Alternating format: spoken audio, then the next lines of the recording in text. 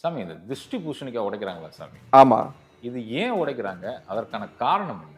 அதாவதுங்க ஐயா, நம்மளுடைய முன்னோர்கள் சுத்தி இருக்கக்கூடிய திருஷ்டிகளை விலகுவதற்காக தாந்திரிக முறைகள்ல சில வழிமுறைகளை கொண்டு வந்தாங்க. தாந்திரிக முறையில அந்த வழிமுறையில ரொம்ப ரொம்ப முக்கியமானது பூசணிக்காவை சுத்தி போடுறது. அதாவது திருஷ்டிகளை வசியம் செய்து அதை ஒன்று இல்லாமல் சின்ன பின்னமாக ஆக்குவதற்கான ஒரு சூத்திரம் தான் பூசணிக்காய் வழிபாடு. அதாவது உங்களுடைய இல்லத்திலேயோ நீங்க செய்யக்கூடிய தொழில் செய்யக்கூடிய இடத்திலேயோ பூசணிக்கால கொஞ்சோண்டு குங்குமத்தை உள்ள வைத்து ₹1 காயினை உள்ள போட்டு கற்பூரத்தை ஏற்றி பாவனையில இங்க இருக்கக்கூடிய எதிர்மறை சக்திகள் அனைத்துமே இந்த பூசணிக்காயில் வந்துவிட வேண்டும் என்கின்ற பாவனை முறைகள்ல உங்களுடைய இஷ்ட தெய்வத்தை பிரார்த்தனை செய்து அமாவாசை நாட்கள்ல இரவுல சூரியன் அஸ்தமனம் ஆன பிறகு நீங்க